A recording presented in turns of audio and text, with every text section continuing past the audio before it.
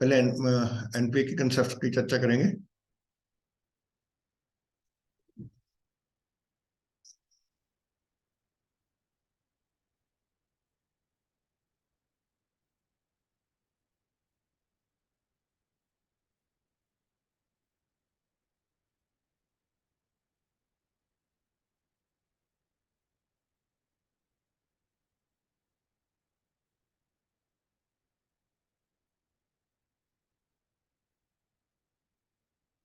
NPA क्या है?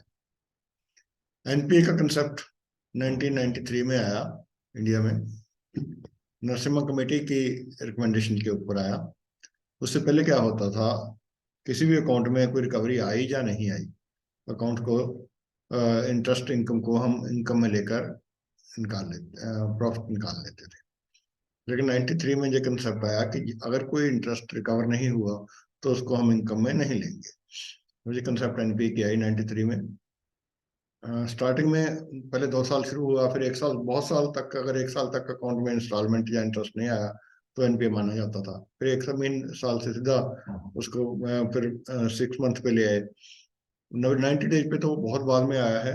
उसमें तो लग रहा था कि 90 डेज कैसे सारी इंडस्ट्री ही एनपीए हो जाएगी, लेकिन अब 90 डेज का नॉर्म ठीक चल रहा है। टर्म लोन का इंटरेस्ट या इंस्टॉलमेंट अगर 90 डेज तक नहीं आता तो उसको एनपीए हो जाता है अकाउंट 90 डेज के बाद।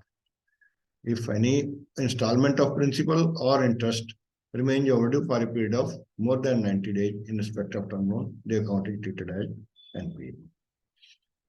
अब बात करेंगे हम ओडीसीसी अकाउंट की, रनिंग अकाउंट्स की। ओडीसीसी अकाउंट एनपीए कब होता है? When account remains out of order. Account of order जिस दिन हुआ अकाउंट, उसी दिन अकाउंट एनपीए माना जाएगा। ये सीसीओडी अकाउंट की बात हम कर रहे हैं। पहले होता था account 90 days out of order के बाद एनपीए। ये पुरानी हो गई कंसेप्ट। आजकल सीसीओडी जिस दिन अकाउंट एनपीए हुआ और उसी दिन आउट ऑफ ऑर्डर, जिस दिन आउट ऑफ ऑर्डर हुआ उसी दिन एनपीए हो जाता है। आउट ऑफ ऑर्डर क्या होता है? आउट ऑफ ऑर्डर कब होता है? आउट ऑफ ऑर्डर के लिए CCOD account continuously in excess of sanction limit और डीपी रहे 90 डेज तक, तो अकाउंट को कहा जाता है कि अकाउंट आउट ऑफ ऑर्डर हो गया। तो बैलेंस से, सॉरी, ड्राइंग पावर से या सैंक्शन लिमिट से 90 दिन तक वो ओवर चले तो अकाउंट आउट ऑफ ऑर्डर माना जाता है। आउट ऑफ ऑर्डर का मतलब आउट ऑफ ऑर्डर हो गया उसी दिन एनपीए हो गया। इवन इफ दूसरी कंडीशन है कि सीसीओडी अकाउंट में balance with in sanction limit within DP चला, लेकिन अकाउंट में क्रेडिट्स नहीं है कोई पिछले 90 डेज में। जहाँ क्रेडिट्स हैं लेकिन आउटस्टैंडिंग बैलेंस है, within sanction limit within DP है, क्रेडिट्स नहीं है। या तो जहाँ क्रेडिट्स हैं but the credits are not sufficient enough to recover to cover the interest debited during the previous 90 days period. Previous 90 days में जो इंटरेस्ट डेबिट किया अकाउंट में, अगर उसके इक्विवेलेंट क्रेडिट्स नहीं आए प्रीवियस 90 डेज में, तो भी अकाउंट को आउट ऑफ ऑर्डर माना जाता है। प्रीवियस 90 डेज कौन से होते हैं? जिस दिन की हम बात कर रहे हैं, जिस दिन का डे एंड कर रहे हैं, जिस दिन को क्लासिफिकेशन कर रहे हैं, उस डेट को जो इंटरेस्ट डेबिट हुआ उसको भी इंक्लूड किया जाता है। सो ये प्रिज्यूम किया जाता है कि जो इंटरेस्ट मंथ एंड पे 31 मार्च को डेबिट किया गया, तो उस 31 मार्च को इंक्लूड करके पिछले 90 दिन में जितना भी इंटरेस्ट डेबिट किया गया, including the last day of the month, वो सारा पिछले 90 डेज के अंदर उसके इक्विवेलेंट क्रेडिट्स, एटलीस्ट उसके इक्विवेलेंट क्रेडिट आने जरूरी है। अगर नहीं आते तो अकाउंट को एनपीए माना जाता है। एनपीए माना जाता, आउट ऑफ ऑर्डर माना जाता है। आउट ऑफ ऑर्डर का मतलब हो गया साथ के साथ ही एनपीए। सो उन अकाउंट्स के लिए, जो हमारे लिए बैंकर के लिए प्रैक्टिकली और भी ज्यादा इंपॉर्टेंट है, उन ओडी अकाउंट्स में लिए या सीसी अकाउंट्स में जो रहते तो विद इन सैंक्शन लिमिट है, विद इन डीपी है, लेकिन मान लीजिए 20 लाख की लिमिट है, 5 लाख रुपए अवेल कर लिया, उसके बाद आदमी कभी आया नहीं, उसको ये लगता है कि मेरा तो 15 लाख जमा पड़ा है। ऐसे अकाउंट्स में भी interest debited during the previous 90 days is to be recovered during the previous 90 days. So interest सभी अकाउंट्स में, ओडीसीसी अकाउंट्स में लेते रहना जरूरी है। ये जो डेफिनेशन है प्रीवियस 90 डेज पीरियड की, ये बहुत इंपॉर्टेंट है। प्रीवियस 90 डेज का मतलब है जिस डेट का डे एंड कर रहे हैं उस डेट को भी इंक्लूड करना उसके अंदर जरूरी है।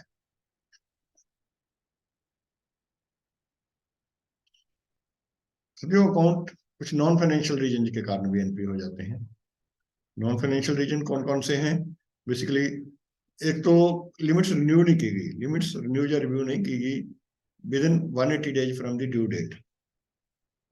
डेट है जिस दिन सैंक्शन की, 1 साल हो गया, एक साल के बाद भी 180 दिन और निकल गए, जहाँ कोई एडहॉक लिमिट करी गई थी 3 महीने के लिए, उसके बाद वो नहीं, या तो रिन्यू नहीं की गई, या तो एडजस्ट होती, या रिन्यू की जाए या रिव्यू उसके बाद एक्सटेंड की जाए, फ्रेश सैंक्शन की जाए। तो कहने का मतलब नेट रिजल्ट ये है कि जो अकाउंट ड्यू डेट के विद इन 180 डेज जो रेगुलर या एडहॉक लिमिट रिन्यू या रिव्यू नहीं की जाती, even though otherwise account regular है, सिक्योरिटी अच्छी है, विद इन सैंक्शन लिमिट है, विद इन डीपी है, लेकिन रिन्यू रिव्यू नहीं हुआ within 180 days from the due date, उस अकाउंट को भी आउट ऑफ ऑर्डर माना जाएगा, उस अकाउंट को भी एनपीए माना जाएगा। That account will be treated as NPA जब 180 दिन निकल जाए। 180 दिन निकलने के बाद उस खाते को एनपीए माना जाएगा। स्टॉक स्टेटमेंट्स है दूसरा। स्टॉक स्टेटमेंट्स जो अकाउंट में जिसके बेसिस पे हम डीपी देते हैं, that should not be older than 3 month, ये नॉर्म है। Stock statement should not be older than 3 month, ये स्टैंडर्ड नॉर्म है। 3 मंथ से ओल्ड अगर स्टॉक स्टेटमेंट होगी तो उस अकाउंट को इरेगुलर माना जाएगा। इस तरह की इरेगुलरिटी अगर 90 दिन तक चल जाए तो अकाउंट को एनपीए माना जाएगा। तो मोटा मोटा क्या मतलब हुआ कि 3 महीने से ज्यादा की स्टॉक स्टेटमेंट के बेसिस पे रिलाई करके अगर हमने डीपी दी है, 3 महीने से जिस दिन ज्यादा हुए उस दिन उस अकाउंट को इरेगुलर माना जाएगा। इस तरह की इरेगुलरिटी 90 दिन चल जाए तो अकाउंट एनपी हो जाएगा। तो मोटा मोटा 6 महीने हो गया, 3 महीने प्लस 90 दिन, 6 महीने स्टॉक स्टेटमेंट के भी एक तरह से भी 6 महीने स्टॉक स्टेटमेंट 6 महीने से ज्यादा पुरानी हो गई। रिन्यूअल रिव्यू को भी ड्यू डेट से 6 महीने निकल गए, 180 दिन निकल गए। तो 180 दिन रिन्यूअल रिव्यू से निकल जाए जहाँ स्टॉक स्टेटमेंट 3 महीने से ज्यादा पुरानी हो, और उस पुरानी 3 महीने से ज्यादा पुरानी स्टॉक स्टेटमेंट के बेसिस पे 90 दिन तक अकाउंट चलता रहे। 90 दिन के बाद उस अकाउंट को एनपीए क्लासिफाई करना पड़ेगा। अब बात करते हैं हम एग्रीकल्चर एडवांसेज की। एग्रीकल्चर एडवांसेज कब एनपीए होते हैं? एग्रीकल्चर एडवांसेज दो तरह के होते हैं बेसिकली, एक शॉर्ट ड्यूरेशन के, एक लॉन्ग ड्यूरेशन के। मतलब हम क्रॉप्स वाले की बात कर रहे हैं।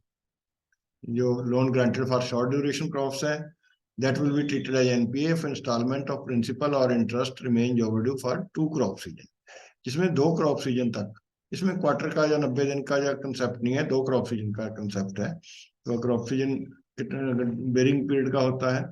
शॉर्ट ड्यूरेशन क्रॉप्स वाले के लिए 2 क्रॉप सीजन तक प्रिंसिपल या इंटरेस्ट ओवरड्यू रह जाए तो अकाउंट एनपी हो जाता है।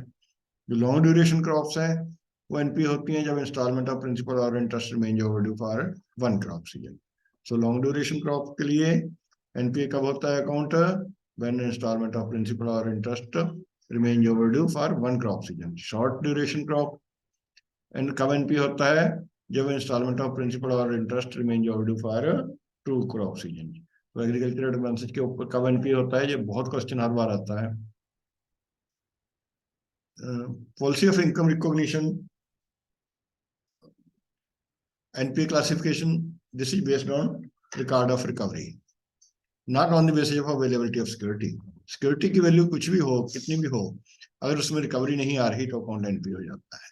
ये एक मेजर चीज है कि जो एनपीए की क्लासिफिकेशन हम करते हैं, that is based on record of recovery, not on the basis of availability of security. ये बहुत इंपॉर्टेंट पॉइंट है।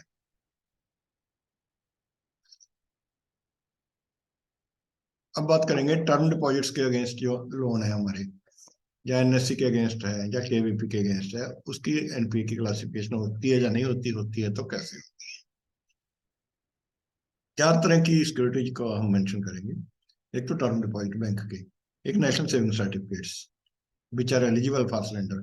इनफैक्ट जो एनएससी होते हैं एलिजिबल फॉर सरेंडर ही होते हैं। और केवीपी किसान विकास पत्र एंड एलआईसी पॉलिसी, ये 4 सिक्योरिटीज हैं सिर्फ।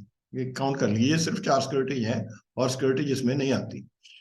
ये 4 सिक्योरिटीज के अगेंस्ट जो लोन है हमारा, डिमांड लोन है या ओडी है, वो एनपीए नहीं होगा अगर इंटरेस्ट नहीं भी आया तो, provided adequate margin is available in the accounts. मतलब जो वैल्यू ऑफ सिक्योरिटी है, उसकी जो सरेंडर वैल्यू है, उसमें सफिशिएंट मार्जिन रख के बैलेंस उससे नीचे है अगर, तो अकाउंट एनपीए नहीं होगा। ये कौन कौन से अकाउंट्स पे लागू होती है? बैंक के term deposits, national saving certificates, किसान विकास पत्र and life insurance policies. In accounts के ऊपर जो डिमांड लोन या ओडी दिया हुआ है, अगर इंटरेस्ट नहीं भी रिकवर हुआ पिछले 90 दिन का, लेकिन जो बैलेंस आउटस्टैंडिंग है that is with in the DP. DP मतलब मार्जिन रखने के बाद जो उसकी वैल्यू है, सरेंडर वैल्यू होती है इन केसेज में, एनएससी वगैरह में, एलआईसी में सरेंडर वैल्यू होती है, केवीपी में भी उसने साल के बाद कितनी उसकी मतलब जो पीरियड निकल गया, उस पीरियड के बाद कितना सरेंडर करने पे कितना पैसा मिलता है, उसमें से अगर मार्जिन लेस करके तो जितनी बनती है वो डीपी बनती है। अगर उस डीपी से लेस है बैलेंस तो अकाउंट एनपीए नहीं होगा। सिमिलरली टर्म डिपॉजिट है, एफडी है, एफडी के ऊपर डिमांड लोन लिया हुआ है, इंटरेस्ट नहीं भी आया, लेकिन वैल्यू ऑफ सिक्योरिटी जो है में से अगर मार्जिन लेस करके बैलेंस विद इन दैट है, तो अकाउंट को एनपीए क्लासीफाई नहीं किया जाएगा। ये ध्यान में रहे, ये फैसिलिटी सिर्फ एंड सिर्फ बैंक के टर्म डिपॉजिट, एनएससी, केवीपी और एलआईसी पॉलिसी के लिए है। Advances against gold ornaments, government securities and all other securities are not covered by this exemption. This is a point to be noted. Gold ornaments हैं या दूसरी government securities हैं या all other security के किसी भी सिक्योरिटी के against कोई लोन है, that is not to be given this exemption. ये एग्जेम्पशन सिर्फ एंड सिर्फ bank deposits, NSC, KVP and LIC policy के ऊपर अवेलेबल है। इन चार सिक्योरिटीज के ऊपर कोई लोन है तो इंटरेस्ट आया है या नहीं आया, लेकिन balance outstanding is with in DP means value of security minus margin, तो एनपीए क्लासिफाई नहीं करना।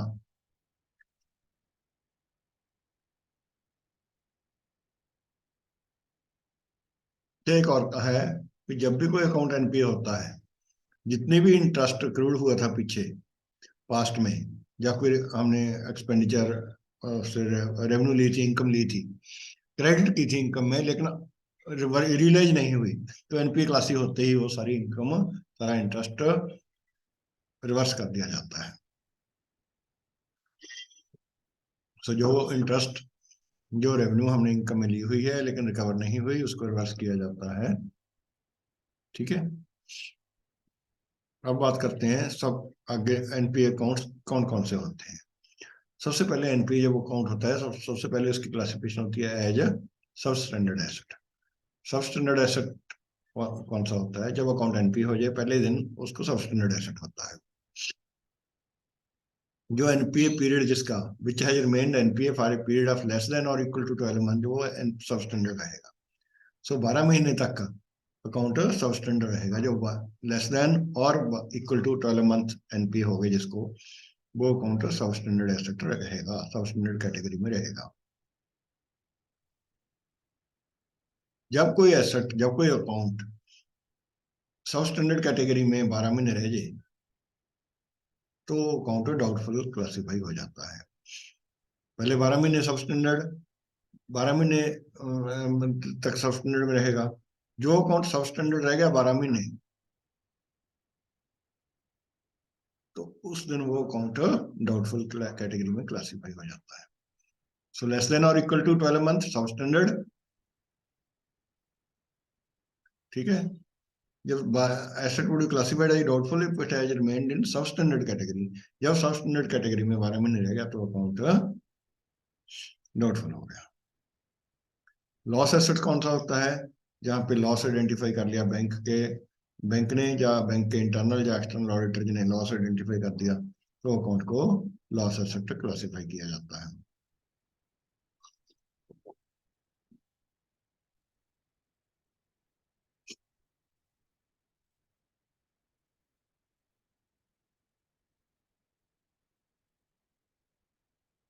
अकाउंट एनपीए जो हो गया एक बार, उसको अपग्रेड कब किया जाता है? अपग्रेड करने की क्या गाइडलाइन है? अपग्रेड करने की गाइडलाइन ये है कि जब सारा इंटरेस्ट और प्रिंसिपल उसके सभी अकाउंट्स में रिकवर हो जाए, तो अकाउंट को अपग्रेड कर सकते हैं। कैड अमाउंट होता है, क्रिटिकल अमाउंट, जो हम ऐसे में अकाउंट चल रहे होते हैं, अकाउंट को एनपीए से बचाने के लिए भी इतना अकाउंट चाहिए, अगर वो कैड अमाउंट नहीं आया तो अकाउंट एनपीए हो जाता है। Once the account is classified as NPA तो कैट की कंसेप्ट खत्म हो जाती है, तो पूरे की पूरी इरेगुलरिटी हमें रिकवर करनी पड़ेगी, not only in one account, in all the accounts. मान लीजिए एक अकाउंट में 30 दिन की इरेगुलरिटी है, एक में 60 की, एक में 90 की। 90 से ज्यादा की होगी, 90 से ज्यादा होने से सारे अकाउंट उसके क्लासीफाई हो जाएंगे एनपीए। तो किसी भी बारोर वाइज क्लासिफिकेशन होती है, बारोर के सभी अकाउंट एनपीए क्लासीफाई हो जाएंगे।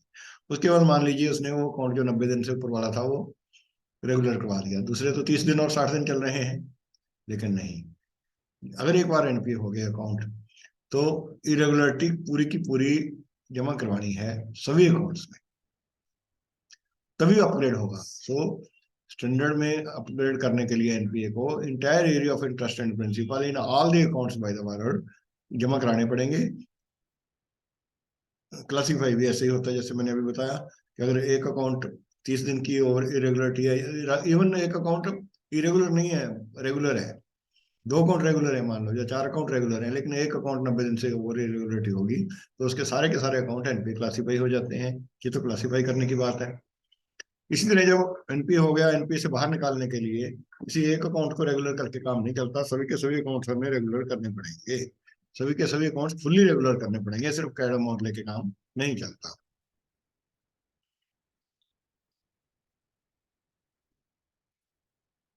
अच्छा, एक एसेट क्लासिफिकेशन में आरबी की गाइडलाइन में एक ये लिखी हुई है, लाइन है, जो पैरा है मैं पढ़ रहा हूँ। इस पैरे को इन्वोक करके बहुत सारे अकाउंट स्टैट्यूटरी ऑडिटर एनपीए कर जाते हैं कि कोई सॉलिटरी सिंगल या few credits balance sheet date को आगे, those should be handled with care and without scope of subjectivity। यहाँ पे account inherent weaknesses on the basis of data available दिखा रहा है तो अकाउंट को डीम्ड एनपीए माना जाएगा। लास्ट डे को जमा करवा दिया उसने, इनहेरेंट वीकनेस है तो उसको एनपीए माना जाएगा। ये एक तरह से ये कह लो कि बहुत ही ब्रॉड स्कोप हो गया एनपीए क्लासिफिकेशन के लिए, जिसको इन्वोक करके कई बार स्टैट्यूटरी ऑडिटर खाते को एनपीए करते हैं प्रैक्टिकली भी। जैसे पहले बात करी थी मैंने कि एसेट क्लासिफिकेशन है बारोर वाइज है, फैसिलिटी वाइज नहीं है। एक बारोर की जितनी भी फैसिलिटीज हैं, जितने भी अकाउंट्स हैं, चाहे उस बाकी रेगुलर क्यों ना हो, अगर एक अकाउंट इरेगुलर हो गया तो सारे के सारे बारोर के अकाउंट बैंक की सभी ब्रांचों में उस एनपीए ऑटोमेटिकली हो जाते हैं, उसका स्टडी के साथ जितने भी अकाउंट्स हैं तो सभी सारे के सारे एनपीए हो जाते हैं। अब बात करेंगे कंसोर्शियम की। कंसोर्शियम अकाउंट्स क्या होते हैं? कंसोर्शियम अकाउंट्स होते कौन से हैं? यहाँ पे एक से ज्यादा बैंकों ने मिलकर किसी पार्टी को लोन दिया हुआ है, जहाँ ज्यादा बड़े लोन होते हैं वहां पे कंसोर्शियम की कंसेप्ट आती है।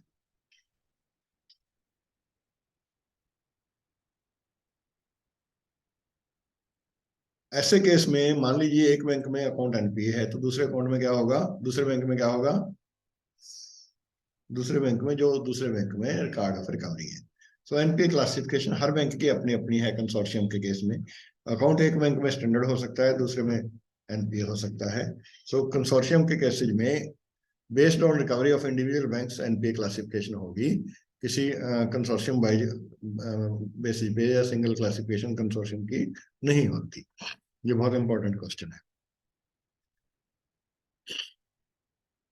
अच्छा, जब एनपी होता है अकाउंट, नॉर्मली सिक्योरिटी खत्म हो जाती है, सिक्योरिटी की वैल्यू एरोड हो जाती है, तभी एनपी होता है ज्यादातर केसेस में। स्टॉक्स थे, सारे के सारे स्टॉक्स एकदम गैप हो गए, उसने बेच दिए या काफी सारे कम हो गए। जब realisable value is less than 50% of the value, जो पहले जितनी वैल्यू थी उसका 50% से लेस रह जाए तो ऐसे अकाउंट को सब स्टैंडर्ड करने के बजाय स्ट्रेट वे डाउटफुल कैटेगरी में लेके जाना है। सो जहाँ रियलाइजेबल वैल्यू 50% से कम रह जाए, यानी normally this is due to erosion of value of security, जहाँ फ्रॉड कमिट किया बार ने, 50% से कम रह जाए तो इससे अकाउंट को सब स्टैंडर्ड कैटेगरी में ना ले जाके सीधा डाउटफुल कैटेगरी में लेके जाना है। ये भी रिजर्व बैंक ऑफ इंडिया की एनपीए की गाइडलाइन का एक पार्ट है। अगर realisable value of security less than 10% of the outstanding रहेगी, एग्जिस्टेंस ऑफ सिक्योरिटी को इग्नोर कर देना है, एसेट को सीधा लेके जाना है लॉस एसेट। देखो यहाँ पे 50% से कम रहेगी वैल्यू तो वहां पे डाउटफुल में ले जाओ, जहां 10% से कम रहेगी तो उसको सीधा स्ट्रेट वे ले जाओ लॉस एसेट में।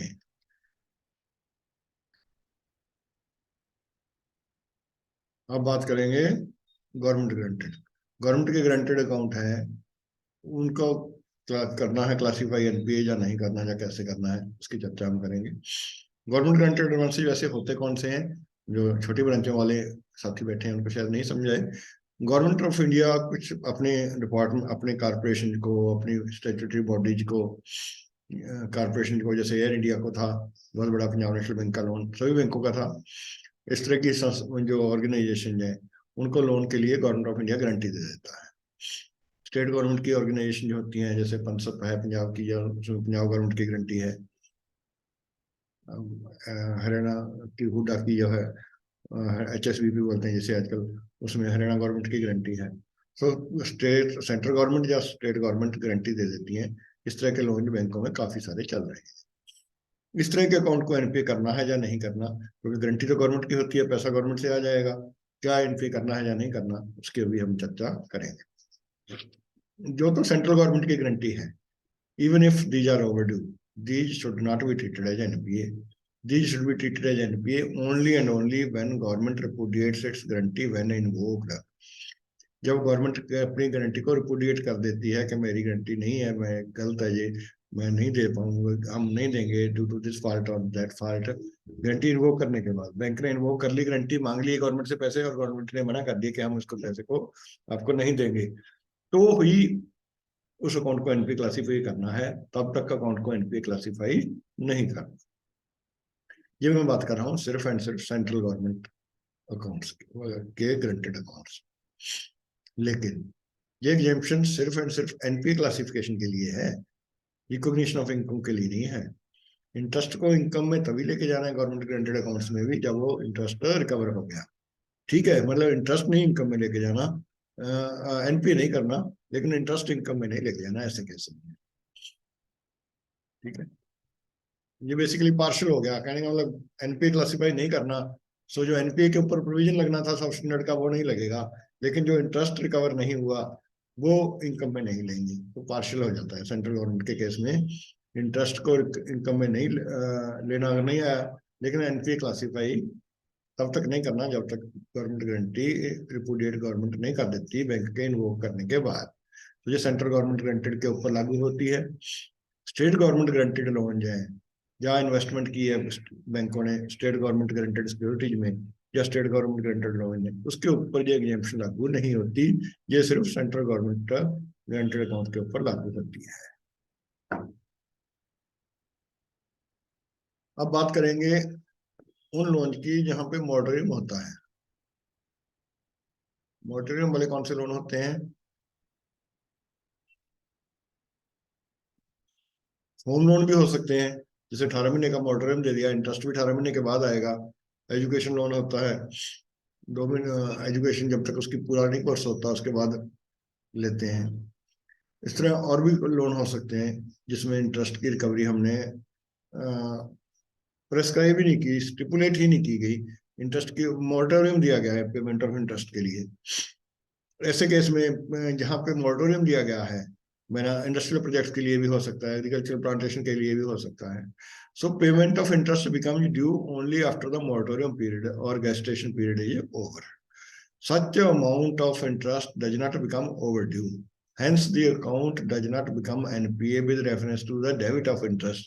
जब हम पहले किया था ना कि account debited during the 90 days is not recovered, account is out of order, लेकिन वो out of order running accounts की बात कर रहे थे हम। ये बेसिकली मोटोरियम कौन सा होता है? टर्म लोन के केस में जहाँ पे मोटोरियम अवेलेबल है, वहाँ यहाँ पे आउट ऑफ ऑर्डर नहीं, ओवरड्यू की कंसेप्ट आती है, लेकिन इंटरेस्ट को ओवरड्यू नहीं माना जाता अगर वो नहीं आया, क्योंकि ओवरड्यू कब माना जाएगा? जिस दिन वो ड्यू था, ड्यू के 90 दिन के अंदर नहीं आया तो अकाउंट को एनपीए क्लासिफाई करेंगे। अगर ड्यू ही नहीं है, ड्यू ही हमने लोन आज किया है, 4 साल के बाद इंटरेस्ट लेना है, तो 4 साल तक अगर इंटरेस्ट नहीं आया किसी एजुकेशन लोन में, या एग्रीकल्चर के केस में जब हमने कहा है कि फसल पे ही इंटरेस्ट लेना है, 1 साल के बाद लेना है, तो 1 साल तक अगर इंटरेस्ट नहीं आया, जो भी स्टिपुलेट किया गया है ड्यू डेट, उस ड्यू डेट के बाद अगर 90 डेज तक नहीं आया तो अकाउंट एनपीए होगा।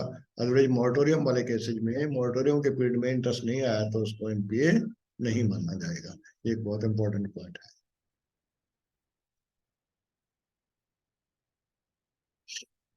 प्रोविजनिंग के क्या नॉर्म है?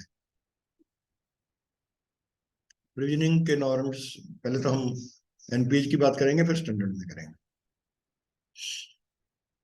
सबसे पहले एक टर्म मैं आपको बताना चाहूंगा कि अनसिक्योर्ड एक्सपोजर क्या होता है।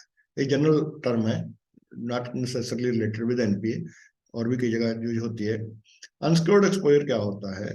where realizable value of security as assessed by the bank or approved valuer or RBI instructing official is not more than 10% of an issue of the outstanding exposure, उनको unsecured exposure कहा जाता है। देखिए, unsecured exposure वो होते हैं जहां पे वैल्यू ऑफ सिक्योरिटी अब इनिशियल, शुरू से ही, बिगिनिंग से ही लेस देन 10% है ऑफ आउटस्टैंडिंग एक्सपोजर, तो उनको अनसिक्योर्ड एक्सपोजर कहा जाता है। ऐसे होते हैं कोई लोन? बहुत से होते हैं। बताइए, बताइए जरा, लिखिए जरा आप अपने इसमें कमेंट्स में, कौन से अनसिक्योर्ड होते हैं। अनसिक्योर्ड एक्सपोजर साथियों वो होते हैं जैसे पर्सनल लोन हो गया, ठीक है, जहाँ पे कोई सिक्योरिटी नहीं है, या किसी को कोई अपनी वीआरएस स्कीम लेके आई है कंपनी, उसको उसके लिए लोन दे दिया, कारपोरेट लोन दे दिया विदाउट सिक्योरिटी। डिफरेंट टाइप के लोन जहाँ पे कोई सिक्योरिटी नहीं होती, या सिक्योरिटी होती है उसकी वैल्यू अब इनिशियो ही स्टार्टिंग से ही 10% से कम हो, उस तरह के लोन को अनसिक्योर्ड एक्सपोजर कहा जाता है। ये डेफिनेशन है अनसिक्योर्ड एक्सपोजर की, ये कई जगह एग्जाम में आ जाती है। अब हम बात करेंगे एनपीए अकाउंट्स की प्रोविजनिंग की बात करेंगे पहले, बाद में स्टैंडर्ड की बात करेंगे। एनपीए अकाउंट्स में प्रोविजनिंग क्या होती है, कैसे होती है, कितनी होती है? सबस्टेंडर्ड अकाउंट्स होते हैं सबसे पहले। एनपीए में सबसे पहले अकाउंट सबस्टेंडर्ड में आता है, 12 महीने तक सबस्टेंडर्ड में रहता है। तो सबस्टेंडर्ड में जैसे ही अकाउंट आया तो प्रोविजन कितना प्रोवाइड करना पड़ता है? 15%, 15%। अगर वो सबस्टेंडर्ड अकाउंट अनसिक्योर्ड है तो एडिशनल प्रोविजन ऑफ 10%, यानी कि टोटल 25% करना पड़ता है। तो अनसिक्योर्ड सबस्टेंडर्ड अकाउंट्स में 25% का प्रोविजन होता है। जहां पे आगे ना कंसेप्ट अनसिक्योर्ड, यानी जो अकाउंट एब इनिशियो ही अनसिक्योर्ड था, वो अकाउंट जब एनपीए हो गया तो उसमें 15 के बजाय, 15 की जगह 15 की जगह 25% प्रोविजन करना पड़ेगा। अगर वो अकाउंट एब इनिशियो ही अनसिक्योर्ड था, लोन ही अनसिक्योर्ड था, अब एनपीए हो गया। एनपीए में नॉर्मली सब स्टैंडर्ड के केस में 15 होता है, सिक्योरिटी की वैल्यू का कोई लेना देना नहीं होता। अब भी कोई लेना देना नहीं है, सिक्योरिटी की वैल्यू तो 10% से भी कम है, लेकिन प्रोविजन जहां 25% देना है, 10% एक्स्ट्रा देना है। अब बात करेंगे हम डाउटफुल की। डाउटफुल एसेट हमने देखा था कि डाउट सबस्टेंडर्ड के बाद डाउटफुल चला जाता है 12 महीने बाद। जब 12 महीने अकाउंट डाउटफुल में, सबस्टेंडर्ड में कोई सिक्योरिटी का प्रोविजन, सिक्योर्ड अनसिक्योर्ड का लेना देना नहीं है। बैलेंस आउटस्टैंडिंग का 15% या बैलेंस आउटस्टैंडिंग का 25%, 15 और 25% प्रोविजन प्रोवाइड करते हैं। लेकिन डाउटफुल के केस में जो अनसिक्योर्ड पोर्शन है उसका 100% प्रोविजन प्रोवाइड करना है। ठीक है, जितनी वैल्यू ऑफ सिक्योरिटी कम है, मान लीजिए 100 है, 100 आउटस्टैंडिंग है, वैल्यू ऑफ सिक्योरिटी 80 है, 20 अनसिक्योर्ड है, अनसिक्योर्ड के ऊपर 20 के ऊपर तो 100 का 100 लग जाएगा। जो 80 बचेगा उसके ऊपर डिपेंड करेगा कौन सी कैटेगरी में फाइल करता है। ठीक है, अगर अप टू 1 ईयर है, जिसे DV1 भी बोल देते हैं, तो उस पर 25% प्रोविजन लगेगा। सो 80 पे अप टू 1 ईयर है तो 25% लग के 20 ये लग जाएगा, 20 वो 40 प्रोविजन हो जाएगा इस तरह के अकाउंट में।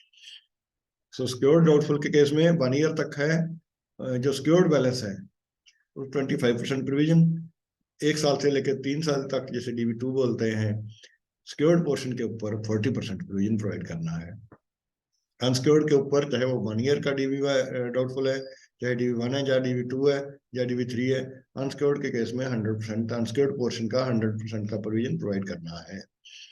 सो जो DV2 है, डाउटफुल 1 to 3 ईयर, उसमें 40% प्रोविजन प्रोवाइड करना है। जो डाउटफुल मोर देन 3 ईयर है, DV3, उसमें 100% प्रोविजन करना है। जो लॉस है उस पर भी 100। सो एक तरह से जो DV3 है, डाउटफुल मोर देन 3 ईयर है, वो लॉस एसेट वाला सेम प्रोविजन उन पे 100% लगता है। सो ये हमने डाउटफुल केसेस में, डाउटफुल अकाउंट्स में प्रोविजन प्रोवाइड करते हैं।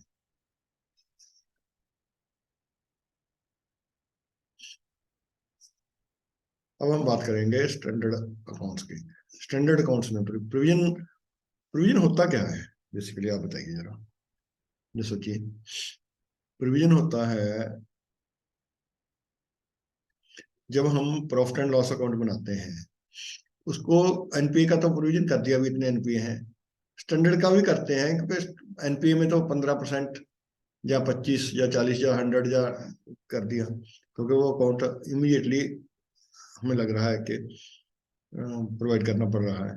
स्टैंडर्ड एसेट्स भी आने वाले टाइम में कभी ना कभी एनपीए होंगे, इसलिए उसका भी कुछ ना कुछ प्रोविजन रिजर्व बैंक कहता है स्टार्टिंग से ही रखना शुरू करो। सो जो फार्म इसमें स्टैंडर्ड के हैं, फार्म क्रेडिट है या इंडिविजुअल हाउसिंग लोन है या एसएमई है, उनका 0.25% प्रोविजन प्रोवाइड करना है। स्टैंडर्ड एडवांसेस की बात कर रहे हैं, और यहाँ में बहुत आता है farm credit, individual housing loan या एसएमई के ऊपर कितना प्रोविजन होता है। इन तीनों कैटेगरीज में 0.25% प्रोविजन प्रोवाइड करना है। जो कमर्शियल रियल एस्टेट के लोन है, उसके ऊपर कितना प्रोविजन प्रोवाइड करना है, 1%। जो advances to commercial real estate है रेजिडेंशियल हाउसिंग सेक्टर के, CRERH, उनको 0.75% प्रोविजन उनके ऊपर प्रोवाइड करना है। जब बहुत बार क्वेश्चन आता है कमर्शियल रियल एस्टेट पे, commercial real estate residential housing पे, जो अकाउंट रिस्ट्रक्चर किए गए due to natural calamities and standard में ही रखे गए हैं, उनके ऊपर 5% प्रोविजन प्रोवाइड करना है। जो अकाउंट रिस्ट्रक्चर कर दिए due to natural calamity and standard में रखे हुए हैं, उनके ऊपर ज्यादा प्रोविजन 5% प्रोवाइड करना पड़ता है। अदरवाइज स्टैंडर्ड के ऊपर 0.25 है, या 1.0% है, या 0.75 है, लेकिन restructure due to natural calamity account को स्टैंडर्ड में रखा हुआ है तो 5% प्रोविजन प्रोवाइड करना है इसको। लेकिन एक मैं आपको कहूंगा कि मिक्स मत कर देना। जो कोविड में रिस्ट्रक्चरिंग हुई थी, कोविड की रिस्ट्रक्चरिंग, तो उसमें प्रोविजन 10% था, उसकी वो खत्म हो चुकी है। कोविड के समय जो रिस्ट्रक्चरिंग हुई थी उनमें प्रोविजन 10% था। All other loan and advances जो स्टैंडर्ड में है, जो ऊपर वाली कैटेगरी जो इस कैटेगरी में नहीं आती, ना तो वो फार्म में आती है, फार्म क्रेडिट है, ना वो इंडिविजुअल हाउसिंग लोन है, ना एसएमई है, ना कमर्शियल रियल एस्टेट है, ना commercial real estate residential housing है, ना वो रिस्ट्रक्चर्ड भी नहीं है नेचुरल कैलेमिटी के कारण, तो है स्टैंडर्ड अकाउंट। उस तरह के बाकी सभी स्टैंडर्ड अकाउंट्स में 0.40% का प्रोविजन प्रोवाइड करना है। मतलब मोटा मोटा ये है कि स्टैंडर्ड अकाउंट्स में 0.40% प्रोविजन प्रोवाइड करना है।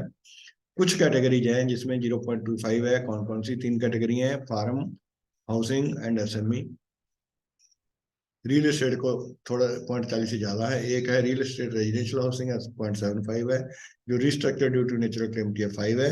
बाकी सारे स्टैंडर्ड अकाउंट्स के ऊपर 0.40% प्रोविजन प्रोवाइड करना है। ये बहुत इंपॉर्टेंट है जानने के लिए एग्जामिनेशन पॉइंट ऑफ व्यू से specially.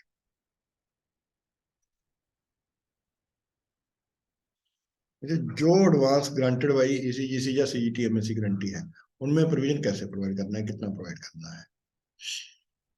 In case of advances classified as doubtful and granted by any of these, देखो जो तो सब स्टैंडर्ड है, ईसीजीसी का है या सीजीटीएमएससी का है, उसके ऊपर तो बैलेंस कितना प्रोविजन प्रोवाइड करेंगे, 15% अगर वो सिक्योर्ड है, 25% अगर अनसिक्योर्ड है, irrespective of the value of the security. लेकिन जो डाउटफुल हो गया, वो डाउटफुल में थोड़ी देर पहले मैंने बताया था कि अनसिक्योर्ड पोर्शन के ऊपर 100% प्रोविजन प्रोवाइड करना है। तो जितना अमाउंट कवर्ड है, जितने अमाउंट की सीजीटीएमएससी की या ईसीसी की गारंटी है, उसके ऊपर कोई प्रोविजन प्रोवाइड नहीं करना। सो जब हम प्रोविजन निकालते हैं डाउटफुल का रियलाइजेबल वैल्यू में से, पहले देख लेंगे कि कितनी सिक्योरिटी, कितनी हमें कवर, कितना ईसीजीसी से या सीजीटीएमएससी से मिल रहा है, उसके ऊपर कोई प्रोविजन प्रोवाइड नहीं करना। एक एग्जांपल देके मैं इसको समझाना चाहूंगा। मान लीजिए आउटस्टैंडिंग बैलेंस 4 लाख है किसी को, गारंटी कवर 50% मिलना है। कैटेगरी कौन सी है, more then 2 year remained doubtful, DV2 में आ गया। वैल्यू ऑफ सिक्योरिटी है 1.5 लाख रुपया। तो 4 लाख रुपए का बैलेंस है, समझ लीजिए। गारंटी कवर 50% मिलता है, 2 year, more than 2 year remained doubtful है, 1.5 लाख रुपए की सिक्योरिटी है। ऐसे अकाउंट में कितना प्रोविजन प्रोवाइड करेंगे। 4 लाख का बैलेंस था, आउटस्टैंडिंग बैलेंस।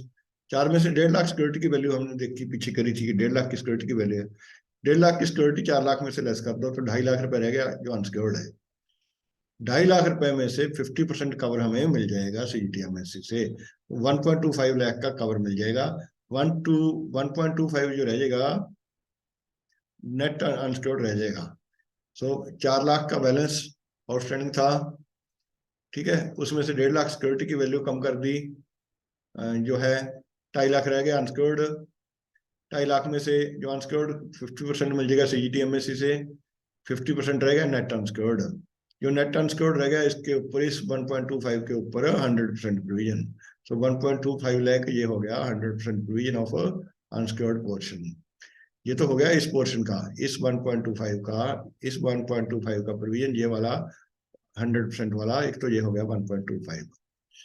दूसरा जो हैगा, जो सिक्योरिटी थी, ये वाली security 1.5 lakh secured portion, 1.5 lakh का 40%, 40% आ गया डाउटफुल जो दो कैटेगरी में, 40% वाली कैटेगरी में था ये। इस 1.5 लाख का 40% 60,000 ये हो गया, 0.60 लाख ये हो गया। सो 1.25 और 60 1.85 लाख इसका प्रोविजन हो गया। जो पोर्शन गारंटी देखो 4 लाख में से दो पोर्शन बने, सिक्योरिटी वाला 1.5 लाख, इसके ऊपर 60,000 हो गया। जो अनसिक्योर्ड है 2.5 लाख, इसमें से आधा CGTMSE से, उसके ऊपर 0, जो बाकी आधा बच गया 2.5 में से आधा 1.25 लाख पे 0, बाकी 1.25 लाख के ऊपर 100% हो जाएगा, जो अनसिक्योर्ड रह जाएगा बैंक का। 1.25 लाख के ऊपर 100 हो गया, 1.5 लाख के ऊपर 40% हो गया, और एक 1.25 लाख था जो उसके ऊपर 0 था। सो 3 आइटम मिला के टोटल 1.85 लाख प्रोविजनस अकाउंट में आएगा। इस तरह का न्यूमेरिकल भी कई बार एग्जाम में आया है।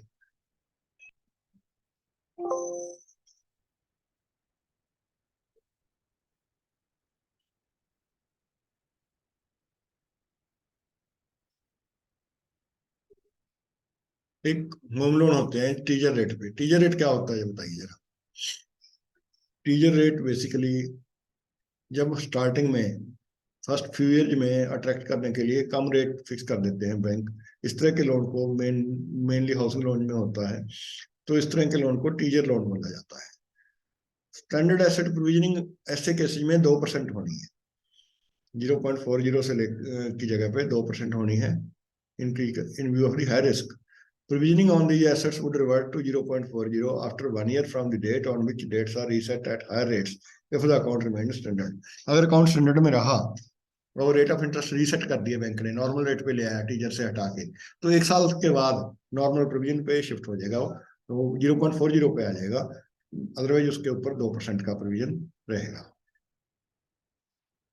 सो teaser rate housing home loan पे 2% का प्रोविजन, लेकिन टीजर रेट में भी जब रेट नॉर्मल पे ले आए तो उसके 1 साल के बाद टीजर रेट वाले पे 0.40 पे आ जाएगा। प्रोविजन कवरेज रेशो ये क्या होती है? प्रोविजन कवरेज रेशो क्या होती है? ये कहा जाता है कि जो रेशो क्या है, basically ratio of provision to gross NPA. So gross NPA का आरबीआई की जो गाइडलाइन है, PCR जिसे बोलते हैं, प्रोविजन कवरेज रेशो, एटलीस्ट 70% होना, 70% होना जरूरी है। तो जो अगर बैंक के 100 रुपए के 100 करोड़ के लोन है ग्रॉस एनपीए, तो 70 करोड़ उसका प्रोवाइड होना चाहिए, एटलीस्ट 70% प्रोविजन प्रोवाइड होना चाहिए। अच्छा, ग्रॉस एनपीए और में से प्रोविजन कम कर दिए तो क्या आता है? Net NPA. So provision at least 70% होना जरूरी है ग्रॉस एनपीए का। ये रिजर्व बैंक की गाइडलाइन है, इसके ऊपर भी कई बार क्वेश्चन आया है।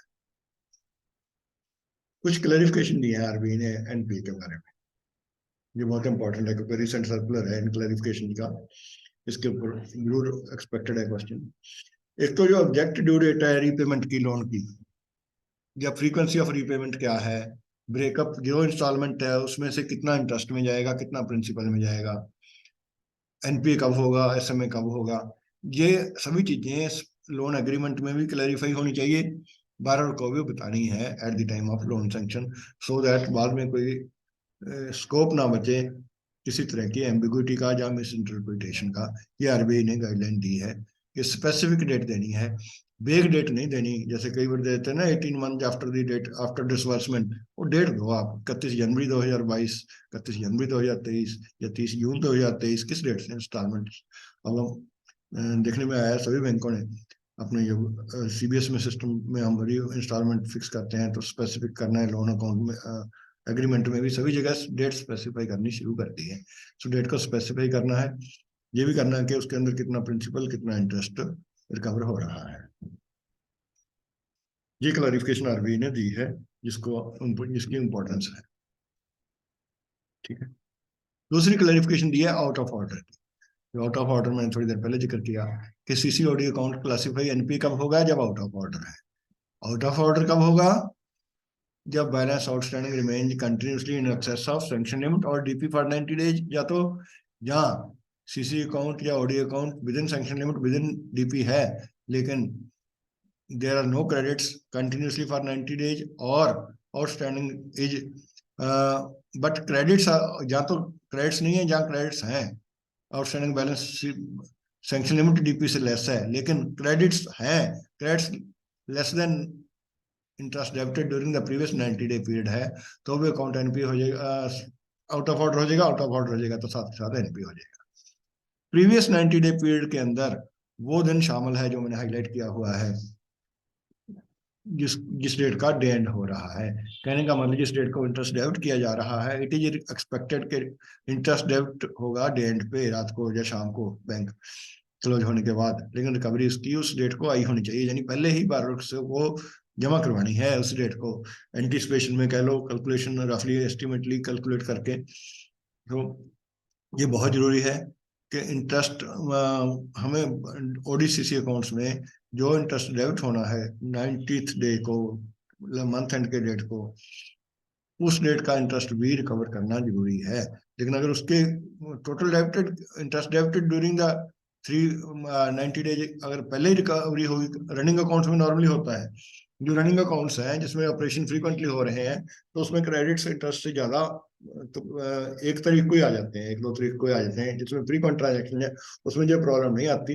ये प्रॉब्लम उन अकाउंट्स में आती है जहाँ पे ट्रांजेक्शन जो लेस होती हैं, कम होती हैं, स्पेशली उन अकाउंट्स में ज्यादा आती है जहाँ पे लिमिट बड़ी है, अवेलमेंट कम होती है। उसमें बार को ये लगता है कि मेरा तो खाता रेगुलर है, मेरी तो 1 करोड़ की लिमिट है, मैंने तो 10 लाख अवेल किया हुआ है, 10 लाख वाला भी अकाउंट एनपी हो जाएगा अगर उसके इंटरेस्ट डेबिटेड के इक्विवेलेंट पैसा जमा नहीं करवाया। ये बहुत ही केयरफुल रहने की जरूरत है।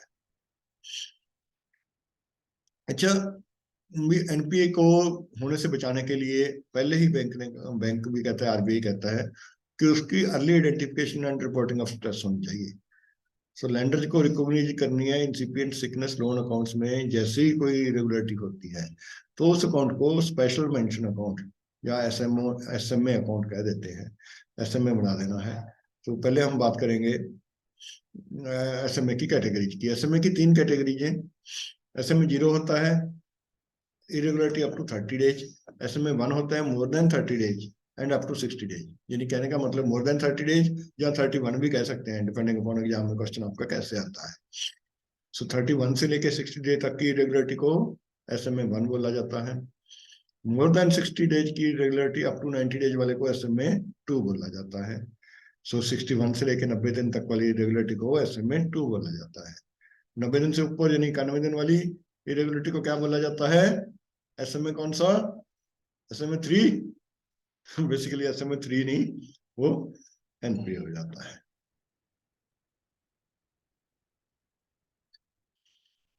बेसिकली टर्म लोन के केस में ये एसएमए 0, एसएमए 1, एसएमए 2 होता है। ठीक है।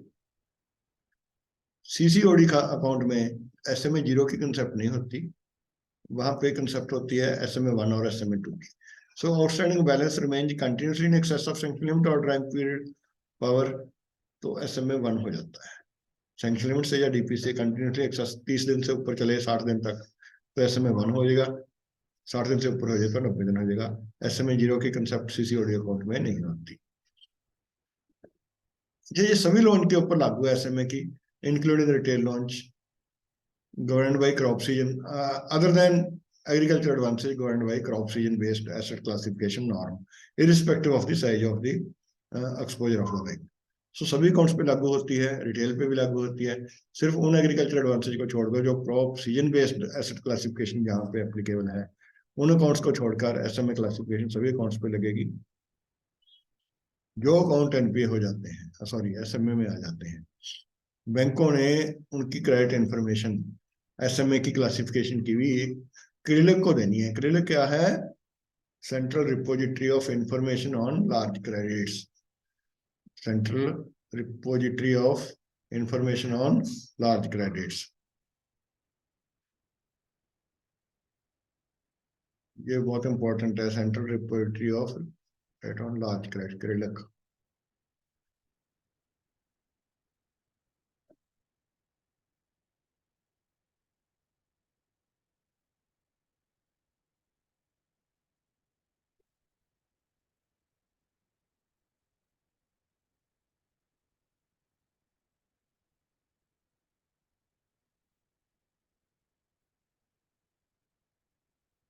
क्रिलिक को देनी है ये इंफॉर्मेशन।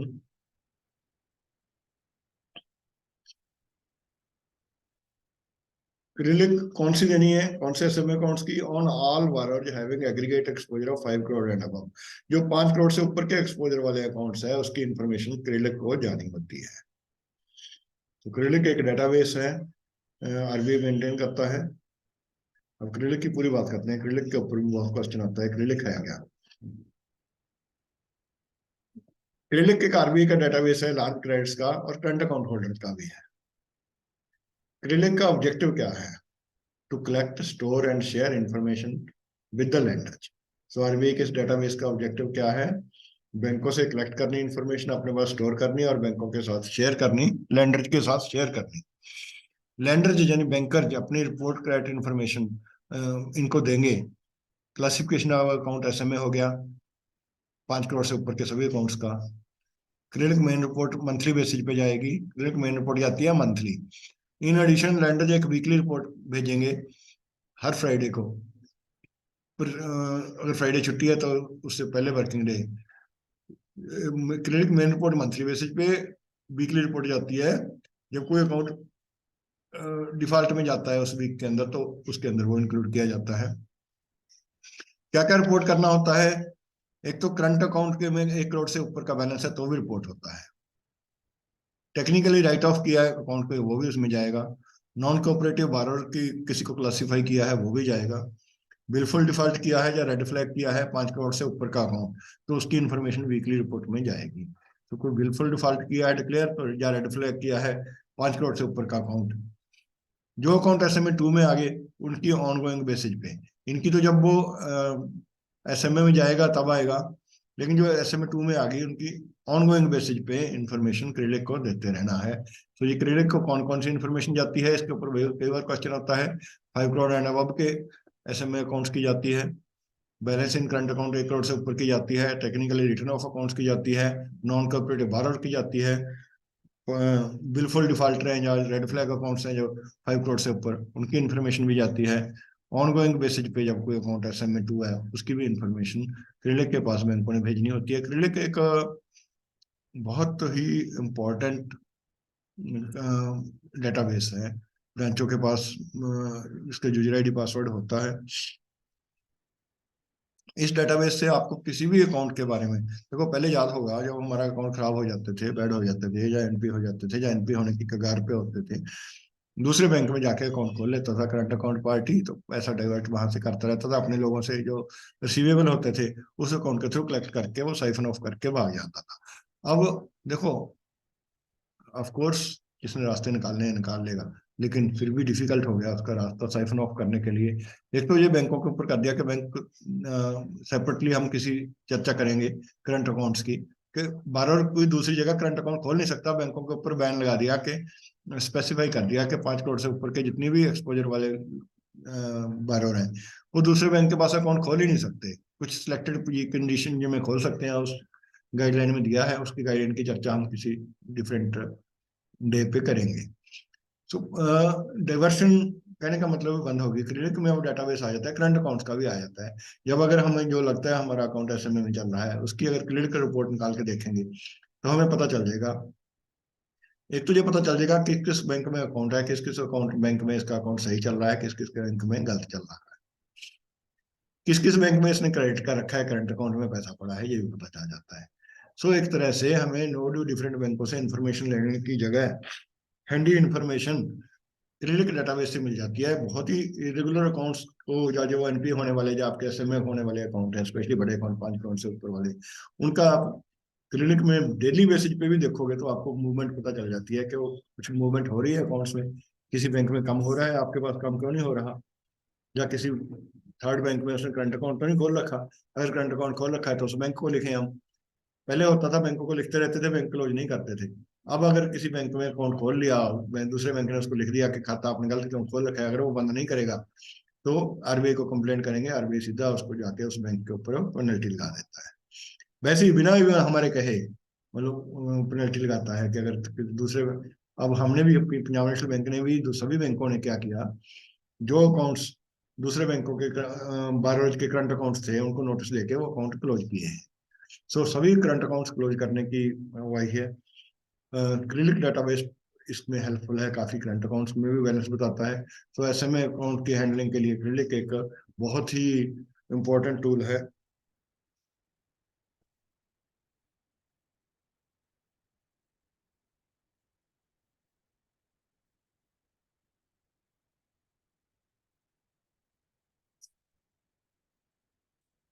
एक स्लाइड है, स्लाइड को अच्छी तरह देख लेना। आरबीआई की गाइडलाइन जो है डिफरेंट सेंटर को हम देखते हैं ना, अक्सर कहते हैं टायर 1 सिटी है, tyre 2 city, tyre 3 city, tyre 4, tyre 5, tyre 6। Tyre tyre wise classification है जो, वो बेसिकली 2011 की पॉपुलेशन के बेसिस पे हुई है। जो आइडेंटिफाई हुई हुई है लास्ट टाइम से 2011 की हुई थी इंडिया में, उस जिसके रिजल्ट्स अवेलेबल हैं हमारे पास। टायर 1 सेंटर कौन सा होता है? 1 लाख से ऊपर वाला। 1 लाख से ऊपर वाले को टायर 1 सेंटर कहा गया है। टायर 2 सेंटर कौन सा है? जो 50,000 से ऊपर पॉपुलेशन है, 99,999, यानी कि 50,000 से ऊपर, 1 लाख से नीचे। जो 1 लाख जहाँ उससे ऊपर हो गया वो टायर 1 में चला गया। 1 लाख से नीचे वाला 50,000 से ऊपर टायर 2 में आ गया। जो 20,000 से लेके 49,999 तक, यानी 50,000 से नीचे वाला टायर 3 में आ गया। ये टायर 3 सिटी है। टायर 3, टायर 4 कौन सा होता है? 10,000 से ऊपर, 20,000 से कम, यानी 19,999। 10,000 से लेके 19,999, ये कौन से टायर 4 सेंटर। टायर 5 सेंटर कौन से होते हैं? 5,000 से लेके 9,999 वाले। टायर 6 कौन से होते हैं? 5,000 से लेस वाले। ये तो टायर वाइज क्लासिफिकेशन है, 6 क्लासिफिकेशन करी गई है। अगर टायर वाइज करी थी ऊपर, ये टायर वाइज नहीं है, ये ग्रुप वाइज है।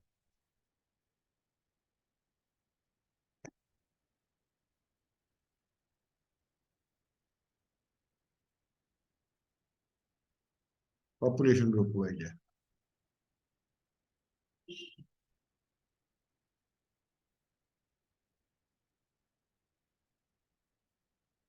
पॉपुलेशन ग्रुप वाइज है। पॉपुलेशन ग्रुप वाइज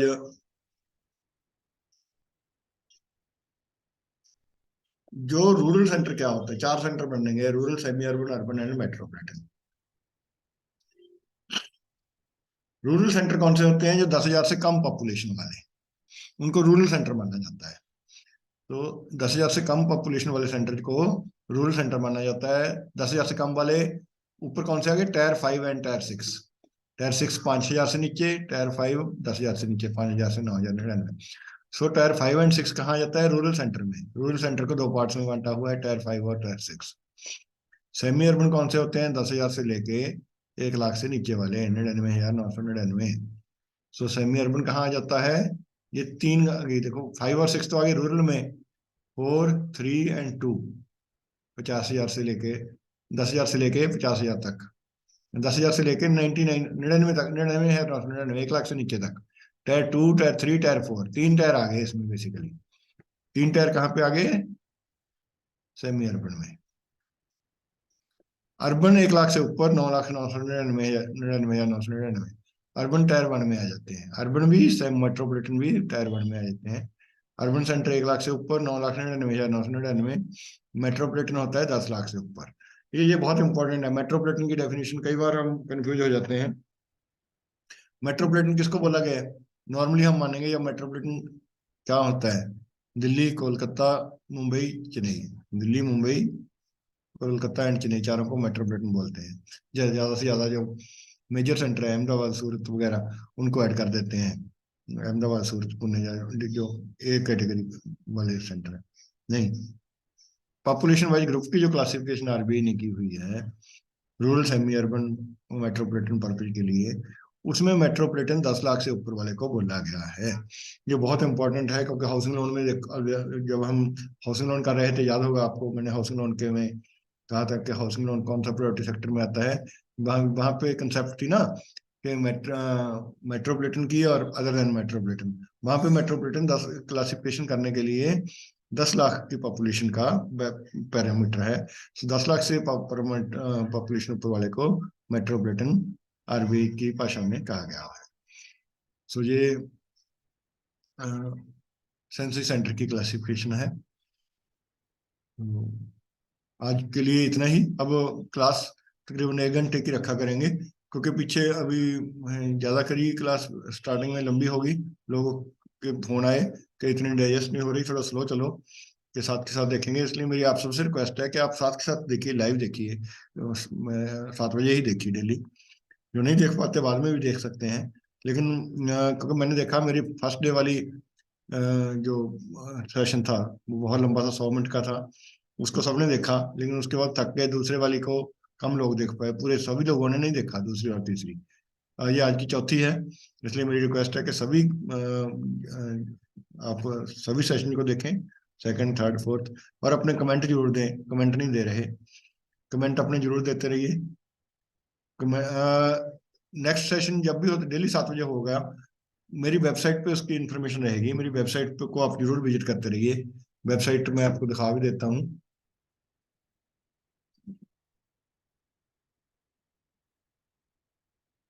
ये है, इसका एड्रेस है, देखो, https://kksiнгla.in, ये वाला, ठीक है। इसको क्लिक करेंगे तो मेरी ये वेबसाइट खुल जाती है। इस पे मैंने इंफॉर्मेशन जहाँ दी हुई है, जैसे 27 तारीख की दी हुई है अभी, इसमें आज 28 को सारी इंफॉर्मेशन इसमें मिलती रहा करेगी अपडेटेड। 28 दिसंबर की क्लास की पिछली, ये मेरे यूट्यूब चैनल का लिंक यहाँ पे दिया हुआ है, इसमें सारे पिछली सारी ही आपको मिलेंगी यूट्यूब चैनल में, सेम डे वाली यहाँ पे मिलेगी। और रजिस्टर करने के लिए यहाँ क्लिक करेंगे तो आप रजिस्टर कर सकते हो, तो मैं कोशिश करता हूँ उनको मेल भी डाल दी जाए जिनकी जिनकी रजिस्ट्रेशन आई है। बाकी स्टडी मटेरियल है मेरा, जिसको चाहिए, नॉमिनल कॉस्ट है, 4 बुकलेट्स हैं, 1500 रुपये उसकी कॉस्ट रखी गई है, अपडेटेड है 30/11/22 तक। 30/11 से 22 के बाद की जो चेंजेज बैंकिंग और मेरी बुक्स लिखने के बाद कोई जो चेंजेज आई वो हमने लेटेस्ट न्यूज में कवर करी है। तो इसको लेटेस्ट न्यूज को अगर देखेंगे, लेटेस्ट न्यूज में जैसे जो एलन मस्क की न्यूज आई, जीएसटी काउंसिल ने थ्रेश होल्ड लॉन्च करने की प्रोसिक्यूशन की, 1 करोड़ से 2 करोड़ फेक वेज वाले को छोड़ के चेंज किया amount. Russia top oil exporter बना, पहले रशिया नंबर 2 पे था। न्यूज आई 15/12/22 को कि रशिया नंबर 1 पे बन गया। तो ये मैंने इसमें दिया है। आरबीआई के रेपो रेट्स चेंज किए, आरबीआई ने एसडीएफ चेंज किया 7/12 को।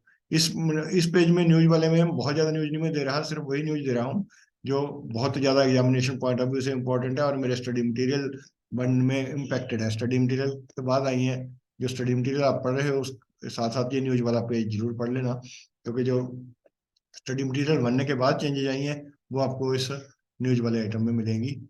सो आज इसको विराम देते हैं, ठीक है। स्टडी मटेरियल जिसको चाहिए 1500 रुपये रिमिट कर सकता है। 1500 रुपये रिमिट कहाँ करना है आपने,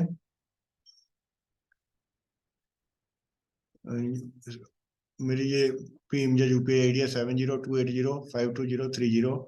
ये मेरा मोबाइल नंबर भी है, @PNV ये करूँगी, जो मेरी यूपीआई आईडी है। इसमें आप 1500 रुपये रिमिट कर सकते हैं, सेम डे आपको कोरियर हो जाएगा या at the most next day. अच्छा स्टडी मटेरियल है, मेरी आप सबसे सजेशन है कि फुल बेनिफिट लेने के लिए अगर आपको मेरी क्लासेज अच्छी लग रही हैं तो स्टडी मटेरियल और भी अच्छा लगेगा, क्योंकि क्लासेज में फुल 100% कवरेज नहीं होती। स्टडी मटेरियल में काफ़ी मैंने एक्सटर्नल का सिलेबस है अदर देन पीएनबी वाला, जो सारा तकरीबन कोशिश की है उसको कवर करने की। तो उस मटेरियल को जरूर आप लीजिए, ये मेरी एक सजेशन है, बाकी आपकी इच्छा। ठीक है, thank you, all the best. बाकी कल 7 बजे शाम को फिर मिलेंगे। आज के लिए इतना ही।